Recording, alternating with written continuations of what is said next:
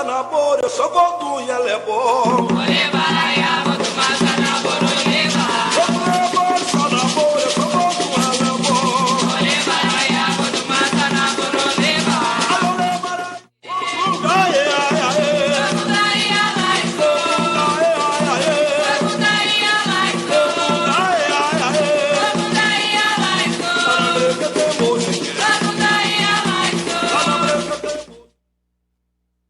Boa noite a todos. Estamos começando o programa Pai Rubilar Uilemi Axé. Hoje trataremos do mito da criação. Segundo a cultura iorubá,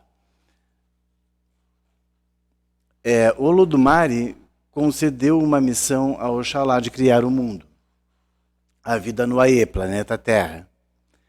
Para isso, ordenou a Oxalá que levasse em sua missão um saco de terra, um saco de sementes, um casal de pombo e uma galinha da Angola. Oxalá partiu em sua missão ao passar pelo portal do Orum para o Aie, não pediu agora licença a Exu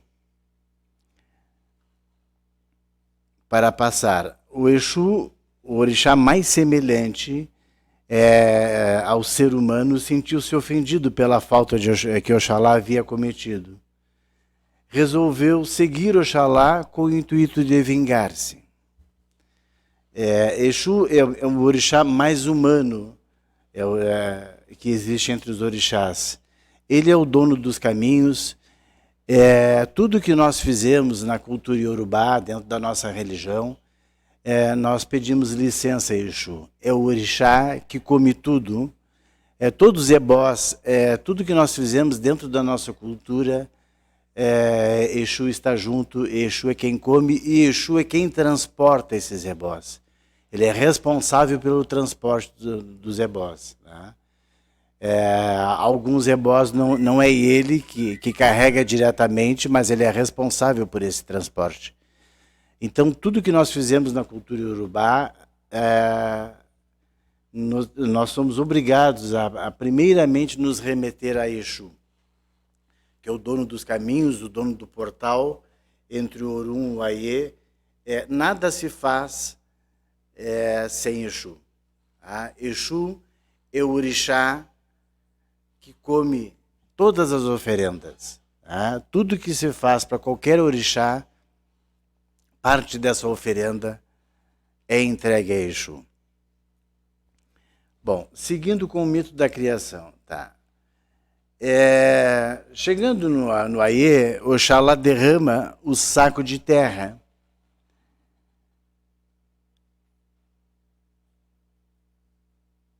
Derrama o saco de tela e solta a galinha da Angola, para que a galinha da Angola comece a esparramar a terra. Em seguida, solta sementes, para que o casal de pombo possa esparramar as sementes, fazer semear a terra. Logo adiante, Exu chega e diz para Oxalá: Oxalá, você está cansado? Está com sede? Beba um pouco. Oxalá, com a sua pureza, a sua inocência e com a sua ausência de maldade, o que não é característica do Exu, né? Aceita beber um pouco do vinho da palma.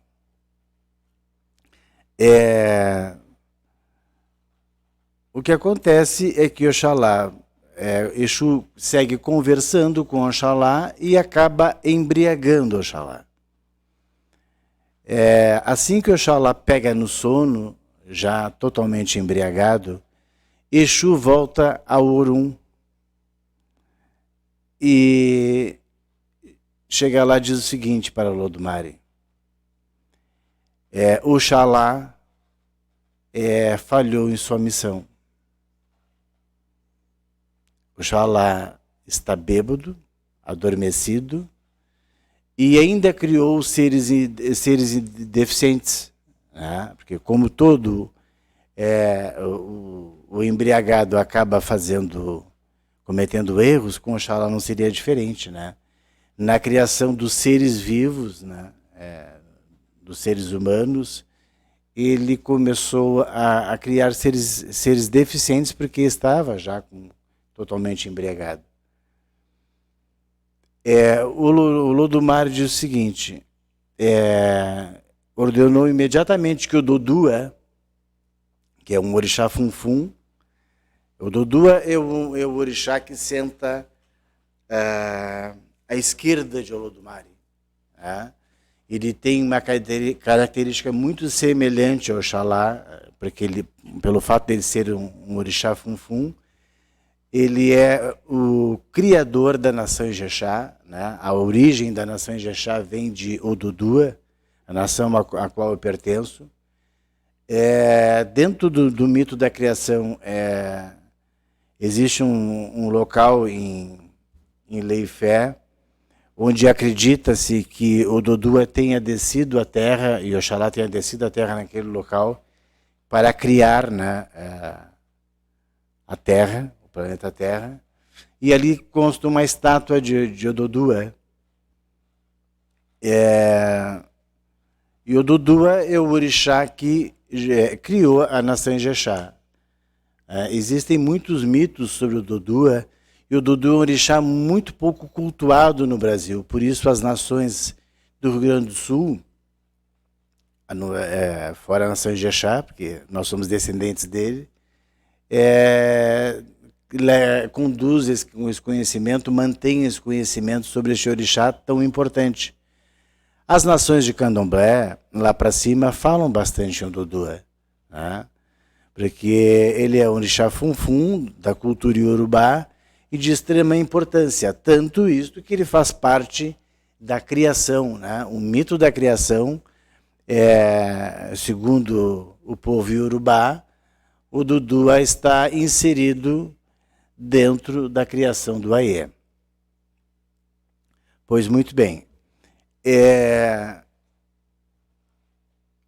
Aí o que aconteceu? O Lorum, o Lodumare, mandou imediatamente que o Odudua descesse à terra para concluir, né, a criação da terra, do planeta, do Aie. E mandou o Exu que descesse junto com o Odudua para trazer Oxalá de volta ao Orum. E assim foi feito. Exu desce à terra, muito satisfeito, né, pelo o que ele tinha conseguido, né, que seria a vingança em cima de Oxalá, e conduz Oxalá bêbado até o Lodumare.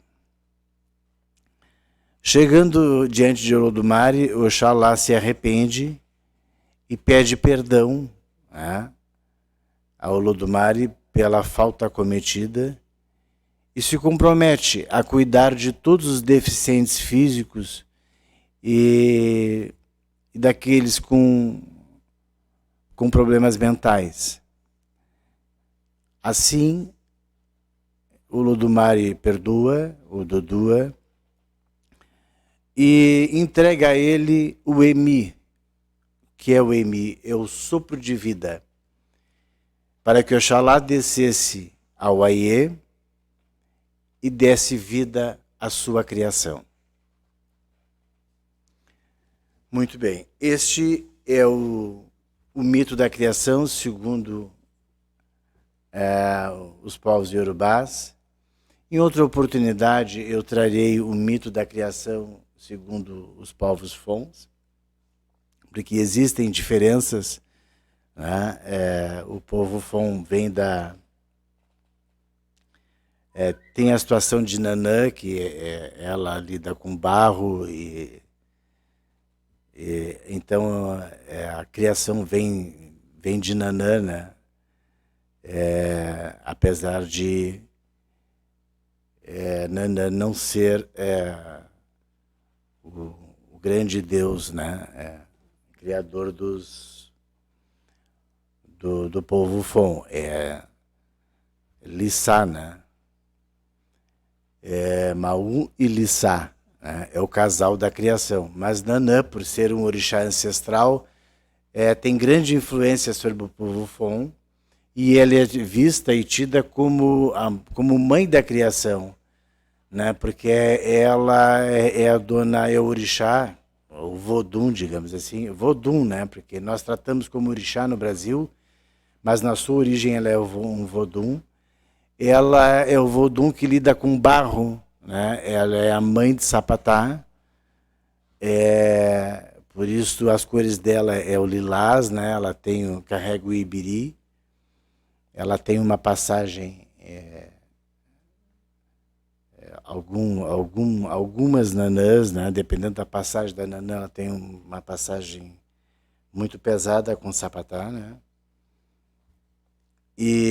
Mas é a grande mãe ancestral, né? É a mãe mais velha, e ela é que gera com o seu barro, né, o ser humano e os animais na Terra, segundo a mitologia Fon.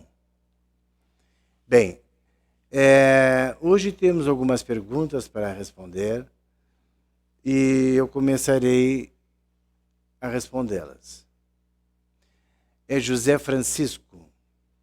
Pai Rubelar, quanto tempo é necessário para que uma pessoa se apronte? Bem, José Francisco, é assim. O aprontamento, ele depende muito de pessoa a pessoa. O que a gente não pode achar que é normal, um supletivo, né? Uma pessoa entrar numa casa de religião sem preparo espiritual algum, né? Porque tudo leva um tempo, até a própria criação do ser humano. Vejamos assim, o ser humano ele é gerado no útero, leva 9 meses para nascer, alguns nascem até com 7 meses, né? Ele é concebido primeiro, depois é gerado, né? Depois ele nasce, depois ele cresce, vai aprendendo com a vida, né? Com os pais, com os irmãos mais velhos, com a família, né? A se dirigir dentro, né? da sua vida. Vai para a escola, começa a estudar, começa a aprender, até que chega a um grau de maturidade e que ele possa ir fazer a sua vida, morar sozinho, constituir família, casar, enfim, adquirir as coisas necessárias para dar seguimento à sua vida e formar uma família. A religião não é diferente disto. Né? O mínimo que a pessoa possa ter de tempo religioso para poder abrir uma casa, para se aprontar, é um tempo mínimo é 7 anos. Tá? 7 anos de religião e 7 anos de vasilha, os orixás, né? Porque o orixá com pouco tempo de assentamento é muito pouco tempo, né? É tudo muito verde ainda para comandar uma casa, comandar uma nação. Né? E mesmo assim, a forma mais correta é sempre estar embaixo da bandeira da sua Elorixá ou do seu Babalorixá, porque existe uma concepção hoje na religião, as pessoas acham que entram para a religião e que pode se governar, e que se governar é uma maravilha. As pessoas não têm ideia do que é se governar realmente. Se governar é uma das coisas mais difíceis que existe e não é fácil para ninguém. Não é fácil. Não tem nada mais confortável, mais tranquilo que você chegar na casa da sua mãe de santo ou do seu pai de santo e ele ter a responsabilidade de fazer a sua obrigação e de fazer essa obrigação resolver o seu problema, né? É ele que tem que esquentar a cabeça, não é você. E quando a pessoa se governa, ela não tem mais quem esquente a cabeça por ela. É ela que tem que esquentar a cabeça e ela que tem que resolver. uma coisa é você resolver para outras pessoas, outra coisa é você resolver para você mesmo. Tá? Eu tenho muitos anos de religião, me governo há muitos anos, tá? Por uma questão de necessidade, por perda de mãe de santo. Tinha tempo suficiente de religião para me governar, e o meu orixá, naquele instante, não aceitava que eu fosse para as mãos de outra pessoa, e eu, por necessidade, passei a me governar. Mas não é fácil. Não é fácil, não. É preciso que a pessoa tenha muitos anos de experiência, de tranquilidade, e que tenha um vínculo muito forte com o seu orixá. Porque nos momentos mais difíceis da sua vida, você não tem mais a quem recorrer. Você tem que recorrer ao seu orixá. E aí você bota em xeque o seu alcance, o seu preparo e o seu aprontamento. Ou o seu orixá lhe responde, ou você não tem orixá. É bem isso. Se você não tem mãe, você não tem madrinha, se você não tem ninguém, quem tem que resolver é o seu orixá. É ele que tem que lhe mostrar o caminho, por mais difícil que seja. Você tem que sentar no seu axé de búzio e descascar o abacaxi. O termo é bem este. Você não tem mais, mãe, eu estou assim, pai, eu estou com esse problema. Não. Não é fácil. Mas as pessoas que têm preparo para isso, fazem, naturalmente. Aprontam filhos de santo, os filhos passam a ajudar também, né? Quando tem que fazer determinadas obrigações para o pai de santo, os filhos ajudam na preparação da obrigação, em passar um serviço no pai de santo ou na mãe de santo, né? Quando tem que passar, porque tem serviços que nós não podemos fazer para nós mesmos, né? Então outras pessoas têm que passar o serviço, fazer toda a função. Mas para isto, você tem que estar com uma bagagem religiosa bem consistente, né? Para você ver que serviço é, o seu orixá lhe responder e determinar como esse serviço tem que ser feito, como ele tem que ser despachado, onde tem que ser despachado, né? Para você passar as ordens para os seus filhos. Então a religião é uma coisa seríssima. Ela não é aquela coisa, só aquela coisa bonita da festa, né? De todo mundo de axó, bem arrumado, flores e perfumes. Não. Ela tem o lado da condução religiosa, da sobrevivência religiosa, né? E das dificuldades que todo mundo enfrenta. Só que quando você não tem mais pai nem mãe, é você mesmo que tem que resolver. Jaqueline.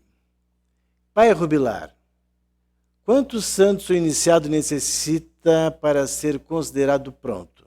Muito bem. Esta é uma pergunta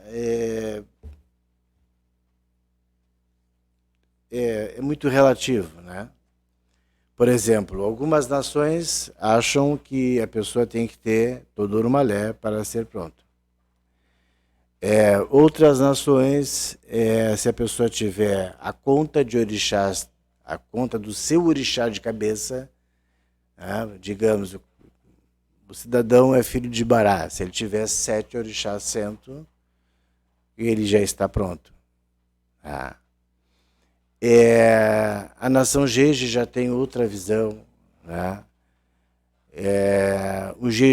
Tanto o Jeje Nagô como o Jeje Marri, né? O Jeje Marri, que não é um Jeje cultuado em nosso estado, eles, claro, diferentemente se a pessoa abrir casa, né? Aí sim ela tem que ter todo o assentamento, tem que ter o Exu Lodê, tem que ter todas as obrigações. Aí é outra questão. Mas o estar pronto sem abrir casa O pessoal do Jeje-Barri, por exemplo, e do Jeje-Nagô aqui, às vezes deixa uma pessoa com só o orixá de cabeça. Só o orixá de cabeça. Tá? E eu conheci pessoas com um santo cento, com uma capacidade religiosa bem, uma elevação espiritual muito maior do que pessoas que eu já vi com 12 santos cento. Por incrível que pareça. A pessoa ter axé de búzio, né? A pessoa jogar búzio, inclusive. Porque nessa concepção, o que acontece? Todo o urumalé da casa onde a pessoa foi feita, aquele urumalé responde pela pessoa. Né?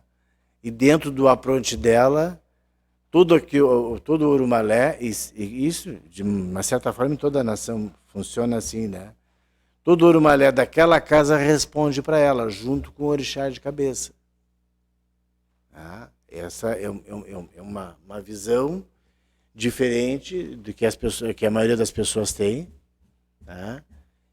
E mediante a isto, se a pessoa tem um grau de elevação espiritual, conhecimento e alcance espiritual, ela faz serviço que muita gente, faz coisas que muita gente com 12 santos cento é só santo na vasilha, mas alcance espiritual, elevação espiritual não atingiu, porque não teve tempo suficiente de preparação espiritual. Porque preparação espiritual não é simplesmente você botar santo na vasilha e dizer, tá pronto. É questionável se está pronto, né? Está pronto em quantidade de santo na vasilha, mas a pessoa não tem conhecimento nenhum, não tem uma elevação espiritual para trabalhar com o seu orixá, para alcançar o que o seu orixá diz, para ouvir o seu orixá, não tem visão para enxergar determinadas coisas. Então esse aprontamento é muito questionável, né? Porque na hora acaba batendo na casa de alguém, né? Por falta de preparo e falta de conhecimento. Falta de tempo, né? Porque nada funciona de maneira automática, as coisas têm um tempo. O ser humano tem um tempo para tudo na Terra. Né? Para compreender, para evoluir e para ter condições de assumir determinadas responsabilidades. Vamos à nova pergunta. Josué. Pai Rubilar, qual a importância do ritual de falecimento nas nações do Rio Grande do Sul? Bom, toda iniciação tem um término. Tá? Se a pessoa foi iniciada e foi aprontada, essa iniciação, esse assentamento de orixás, eles têm como finalidade proteger a pessoa e segurar a vida dela na Terra. Tá? Então, quando a pessoa parte, né, chega ao final da sua existência, é necessário que seja feito um ritual para que esse espírito consiga se desprender, né, e ir embora do Aie para o Orum, né, encontrar o seu caminho no plano espiritual. Né, dentro dos 9 Oruns, né, que nós chamamos de Oiá, né, que Oiá é quem carrega o espírito, Sapatá carrega o corpo dos que partem, mas é Oiá quem carrega os espíritos.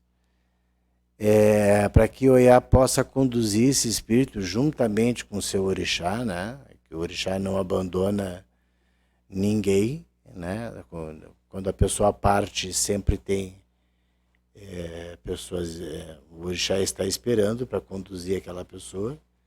Oiá, que é encarregada, né, desse carrego, está ali, né, para carregar o espírito, conduzir o espírito para a nova morada, para que o espírito siga a jornada dele no plano espiritual.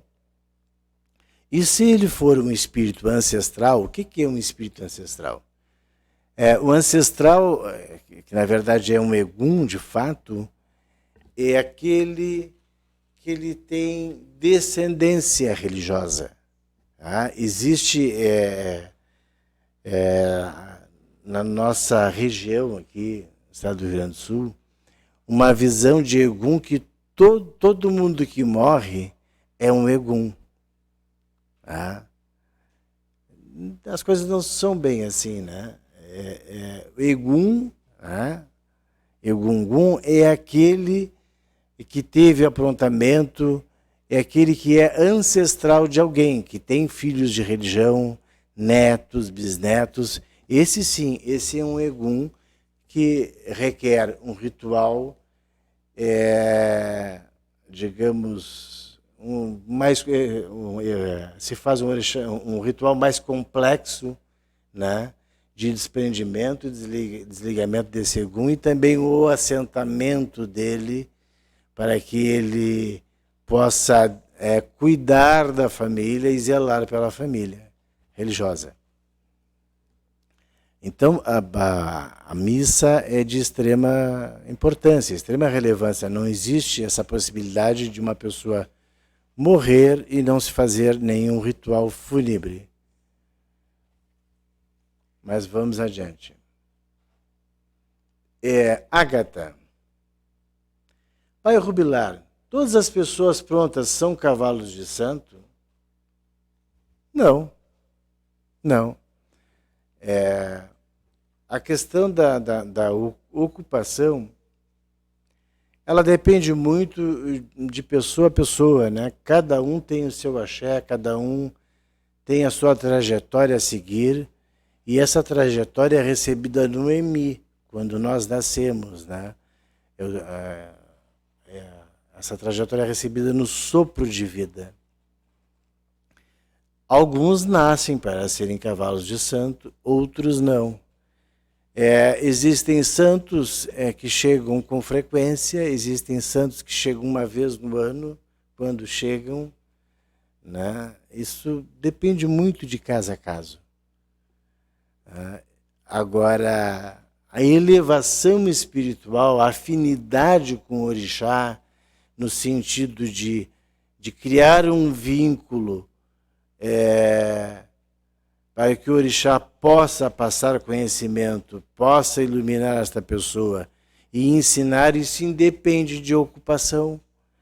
Porque, na verdade, o orixá passa muitas coisas para a gente quando nós estamos ali no quarto de santo, ou num local onde a gente, de uma certa forma, entra num estado de consciência alterado, e simplesmente o orixá passa alguns conhecimentos, algumas determinações, ou então através do axé de búzio, né, para que a gente possa conduzir a casa, ensinamentos de como se prepara determinados axés, determinados serviços que têm que serem feitos, que às vezes nos aparece diante de nós, em nossas casas, casos que a gente nunca viu, que nunca trabalhou, e cabe ao orixá determinar o tipo de serviço que deve ser feito para esta pessoa.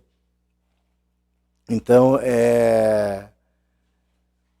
isso depende muito de cada um, né? A questão de ser cavalo de santo, eu mesmo conheci, aqui em Pelotas mesmo, tinha um pai de santo, da Nação Cabine, do Santo do Bará, e era pai de santo, pronto, tinha filhos de santo, tinha netos de santo, e não se ocupava. Bem, vamos adiante então. Vamos chamar o comercial e volto já.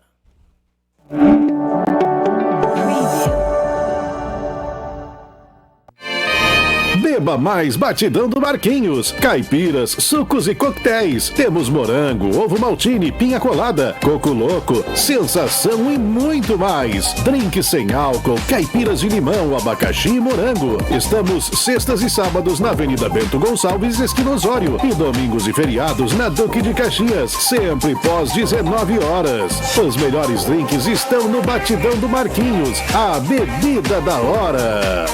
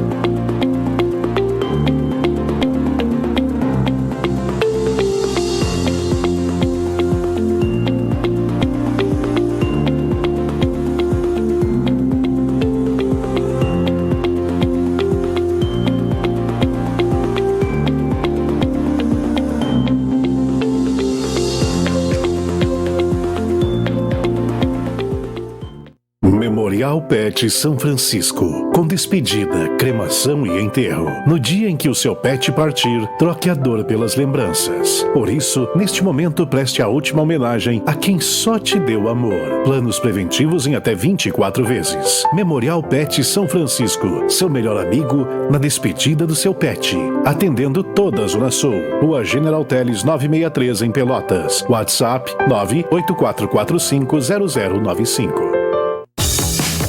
Eletrônica Shop tem tudo para o seu dia a dia. Componentes eletrônicos, material CFTV segurança, informática, automatizadores de portões, materiais elétricos, fios, cabos e uma infinidade de produtos para você. Eletrônica Shop, na Rua General Osório 857, fone 3227-9854, WhatsApp 539-8425-3684.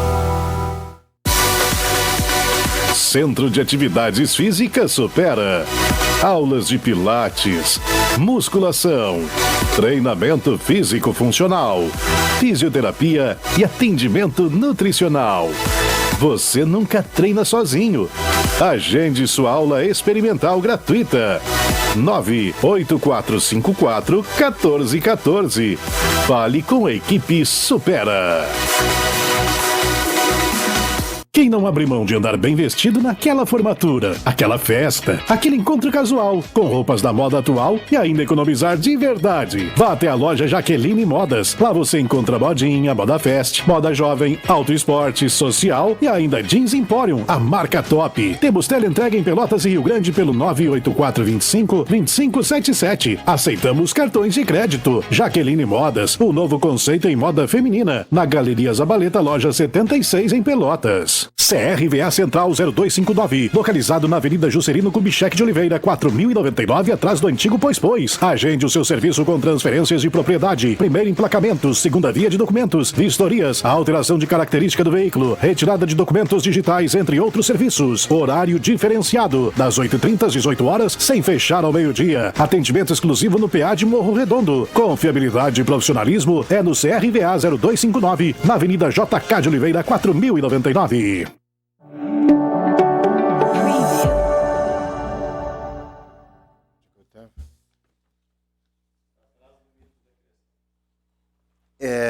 Voltamos às perguntas.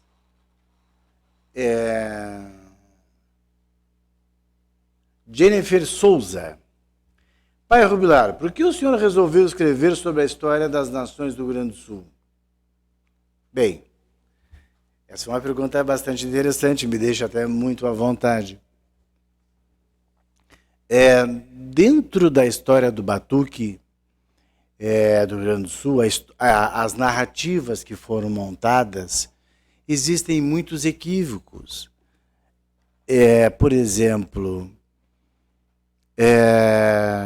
as pessoas acreditam, né, que o Vodun Leba, que inclusive eu escrevi, e na minha página escrevi todos a respeito de todos os Voduns, né, nomeei os Voduns, consegui pegar um vídeo do Benin, antigo da Omé, onde se cultua Vodun, né, e esse vídeo é referente ao culto de Leba, no Benin. Bom, pelo fato das pessoas reproduzirem uma narrativa totalmente equivocada e se postarem como donos da verdade, eu me obriguei a escrever, porque a verdade, por mais tarde que ela chegue, ela chega. Não dá para aceitar as pessoas montando, sendo até frutos de uma narrativa, porque se você diz uma coisa que não é, porque alguém lhe disse, né? Então, essa é uma história muito antiga, a história de que o Leba era um orixá, era um bará da nação Cabinda. Bem, a Cabinda é uma nação oriunda da Angola. A distância entre o Daomé e a distância cultural que existe entre a nação Cabinda e a nação Jeje é enorme. Essa mistura na África não teria como acontecer. Entendeu? Na verdade, todas as nações têm o seu... Eu vou falar de orixá, porque a minha cultura é orixá. Tá? Por exemplo, a nação Jeje, o povo Fon, povo do Daomé, povo Fon, tá? A cultura daomiana. Eles têm o Vodun de frente deles, que é o Leba, né? O povo Iorubá, cultura Iorubá, do Rio Grande do Sul. Nós temos o Exu Lodê, que é o nosso orixá de frente. Tá? E o povo Bantu tem Pambuzilá, que é o Inquice ou o Mukixi de frente do povo Bantu. Sendo ele da Angola, e Cabinda é uma província de Angola, Angola é o país, sendo ele de Angola ou de Congo ou de Luanda, que são países próximos da mesma região, tudo de origem banto, Pambuzilá é o Inquice ou o Mukixi de frente, que tem correspondência no sentido de funções, né, semelhantes ao Exu Iorubá e ao Leba do povo Fon. Então, para trazer esclarecimento às novas gerações e as pessoas procurarem estudar um pouco para não reproduzir inverdades e fazer com que os nossos ancestrais passem vergonha diante das nações de candomblé, eu resolvi escrever. Minha verdade não é absoluta. Não sou o dono da verdade, realmente. Mas, para vocês terem uma ideia, a nação Jeje, ela se divide entre o Jeje Nagô do Rio Grande do Sul, Jeje Savalu, Jeje Marri e Jeje Ashanti. No Rio Grande do Sul, o culto é a orixá. por influência da nação Nagô. Né? Então, o Jeje Nagô cultua orixá. Mas o Jeje Savalu, o Jeje Mari e o Axanti cultua Vodun. E eles sabem muito bem quem é Leba. Sabem a origem de Leba. É o filho mais novo de Maú, Lissá. Tá? Então eles sabem toda a trajetória dos Voduns. Quando alguém no Rio Grande do Sul, por falta de conhecimento das suas próprias divindades, e assume uma divindade que não pertence à sua nação e diz que as outras nações nem sabem o que estão fazendo citando Leba, ele está dando um atestado de total desconhecimento sobre a cultura africana. O que aconteceu no estado do Rio Grande do Sul é importante que as pessoas entendam. Né? O povo banto foram os primeiros escravos a chegarem no Brasil. Tá? Foram os primeiros a descerem. Mais adiante chegaram os sudaneses, o povo Yorubá e o povo Fon.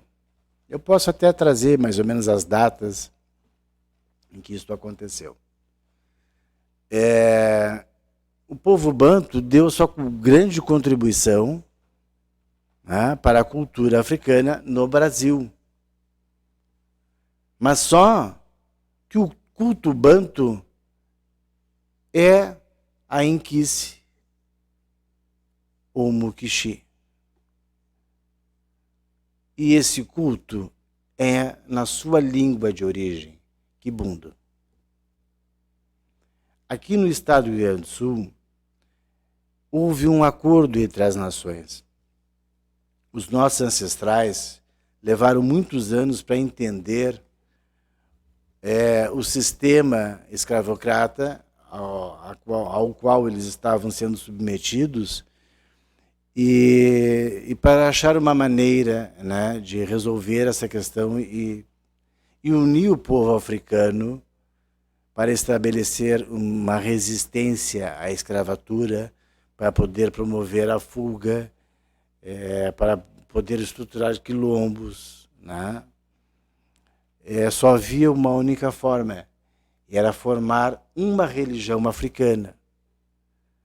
E assim foi formado o Batuque. Mas para isto, o povo Yorubá era a maioria em nosso estado. Por isso prevaleceu a cultura Yorubá. A nação Jeje, que é de origem Fon, né? O seu idioma é Euefon, eles foram absorvidos também pela cultura Yorubá, porque houve uma mistura dentro das senzalas, né? Colocaram os Nagôs e o povo Jeje, os Fons, juntos na mesma senzala, porque eles eram inimigos, falavam dialetos diferentes, e isto dificultaria o entendimento. Já eram inimigos da África, imagina, né, aqui, né? Isto levou muitos anos para que eles entendessem isso e entendessem que há necessidade da união. E aí resolveram se unir, montando a estrutura do Batuque do Rio Grande do Sul. Né? Sendo que absorvendo a cultura Yorubá. Então, dentro do Batuque, nós fizemos referências a alguns voduns, né? O vodun Leba, em respeito à cultura Fon. Então, a nação Jeje começa o Batuque cantando para o Leba, né? A reza o Lebar o Eboduma. O Leba, ele entrou na escala do Bará porque ele tem a mesma função do Bará, né? Você não vai colocar, um exemplo, grosso modo, um eletricista junto com os mecânicos. Ele tem que estar junto com os eletricistas, né? Para vocês entenderem. Então foi o que aconteceu. Foi a mesclagem da cultura Fon com a cultura Yorubá. Da seguinte forma, para que houvesse respeito mútuo. Você respeita os meus deuses e eu respeito os deuses de vocês. E assim se formou o Batuque Rio Grande do Sul. Os cânticos todos em Yorubá. As rezas eram trazidas por orixás. Muitas das rezas cultuadas, cantadas até hoje no Batuque Rio Grande do Sul, foram trazidas não todas, evidentemente, que todos deram a sua contribuição, mas muitas delas pelos orixás da nação Ijexá. Orixás descendentes, né, de Oxalá e Fã, meus tios de religião. Manuelzinho de Chapanã, Dalino de Ogum, Preta de Oxalá. Esta mãe Preta de Oxalá, que era minha tia, Preta de Oxalá era mãe de santo, para aquelas pessoas que não sabem e que pertencem à nação Cabinda, da mãe Loura, que era mãe carnal de João Carlos Flores, João Carlos de Oxalá. A mãe Loura era minha prima de religião. João Carlos de Oxalá foi certamente o babalorixá da nação Cabinda mais importante da região sul do estado. Ele foi quem difundiu, né, a nação Cabinda. Ele aprontou muitas pessoas, teve muitos filhos e netos. Foi um babalorixá contemporâneo. Uma pessoa extremamente humilde, né, pelo conhecimento que ele tinha. Ele ajudou muitas pessoas. Eu visitava, era a única casa que eu visitava em Pelotas, era a casa do falecido João Carlos. Ele também ia na minha casa. E foi quem realmente deu sustentação, né, à nação Cabinda na região sul. Trocando um pouquinho de assunto, eu vou falar como o João Carlos do Oxalá chegou a Pelotas. O João Carlos do Oxalá chegou a Pelotas por intermédio do Carlos Alberto. Isso é história. Muitas pessoas, os mais novos, não sabem disso. Carlos Alberto era o conhecido negrinho da Oiá. Morava na Frederico Trebe, próximo ali o Grupo Escolar Padre Rambo. O negrinho da Oiá ia na minha casa. Isso na época que o meu pai carnal tinha casa de religião. Eu ainda era pequeno, já faz muitos anos. E o negrinho visitava a minha casa, a casa de religião do meu pai. Né? O negrinho da Oiá, ele era um bandista, e aí depois que ele foi para a nação, para as mãos do João Carlos do Oxalá. O João Carlos do Oxalá, na época, ele estava começando a carreira dele de pai de santo. Isso, final, acho que da década de 60, início da década de 70. Foi quando João Carlos do Oxalá veio para Pelotas. Veio por intermédio do negrinho, né, que ele era pai de santo do negrinho. Passou-se alguns anos, acho que foi em 70, se não me falha a memória. Em 1978 ou 79, o negrinho da Oiá faleceu. O João Carlos já tinha casa montada, com muitos filhos de religião e netos, e também ficou com aqueles filhos que eram do Carlos Alberto. Isso é história, gente. Isso faz parte da história do Batuque do Rio Grande do Sul. Hoje, poucas pessoas falam no João Carlos do Oxalá. E ele foi um pai de santo contemporâneo. Foi uma pessoa que eu fiz amizade.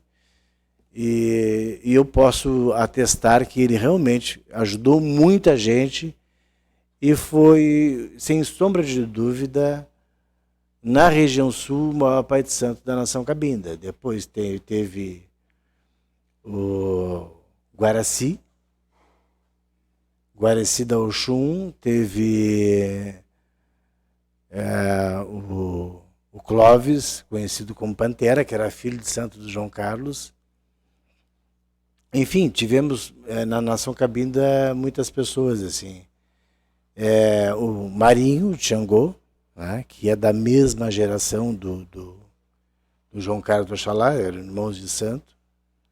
Mas o que mais se destacou mesmo foi o João Carlos do Oxalá, na Nação Cabinda. Acredito que tenha respondido essa pergunta e vamos seguir em frente.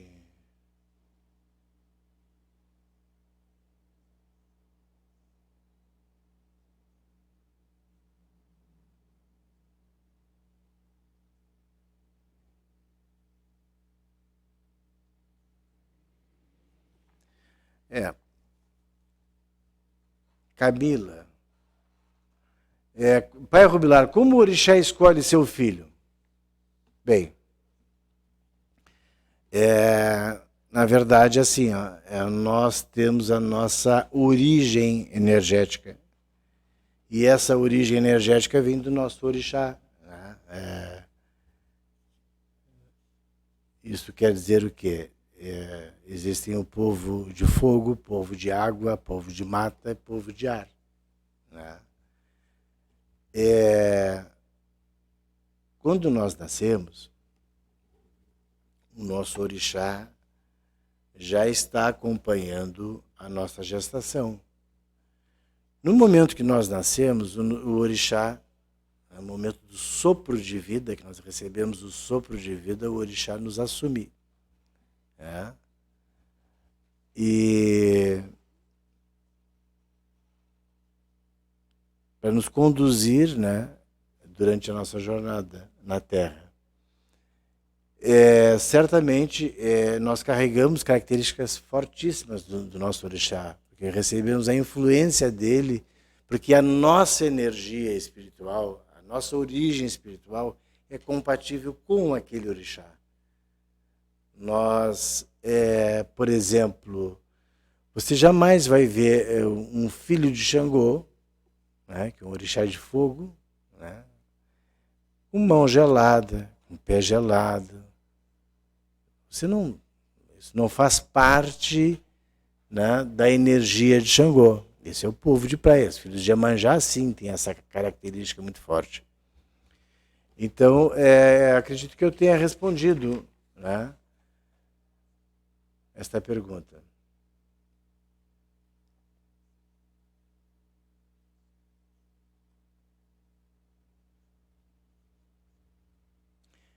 Renata. Pai Rubilar, existe nação pura no Rio Grande do Sul? Não. Não existe nação pura, por quê? Porque o ser humano é um produto do meio ambiente. Né? Os escravos aqui chegaram, eles não chegaram para assumir uma cidade, uma nação, assumir uma cidade e fazer a sua cultura. Não. Eles foram jogados, feito animais na senzala, com pessoas de etnias diferentes, segmentos diferentes, culturas diferentes, e ao longo do tempo, uns acabaram influenciando os outros. Faz parte. Né? O ser humano é um produto do meio ambiente. Então, por esse motivo, não existe nação pura. Né? Pode existir pessoas equivocadas dizendo que a sua nação é pura. Existe um caso de uma nação que as pessoas dizem que a nação deles é pura, mas eles cantam em Yorubá, eles não cantam no idioma deles. Acho que só isso aí já é o suficiente, né, para explicar como não existe nação pura. Né? Existe uma influência de uma nação para com as outras.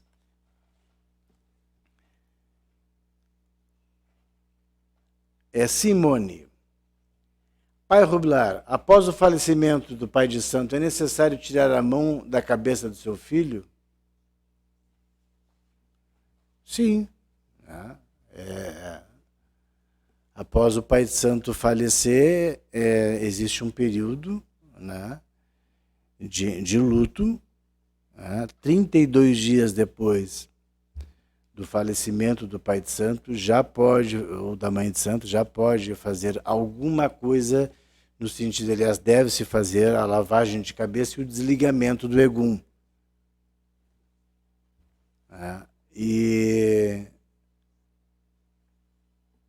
E aí, depois de um ano, somente após um ano, pode fazer obrigação para os orixás. Bem, pessoal, o nosso programa está chegando ao final. Eu agradeço a presença de todos.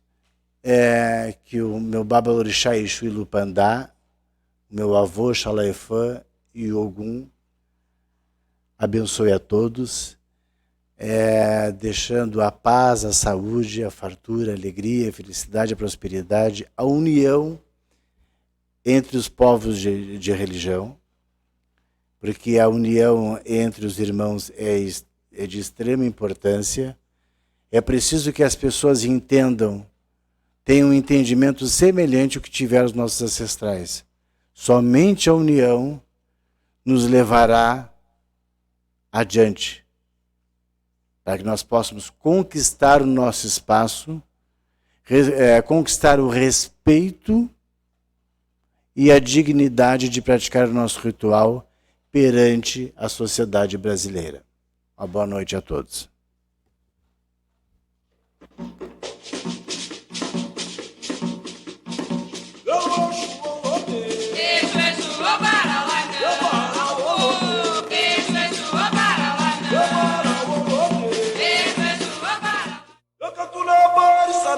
Eu sou gordo e ela é bom.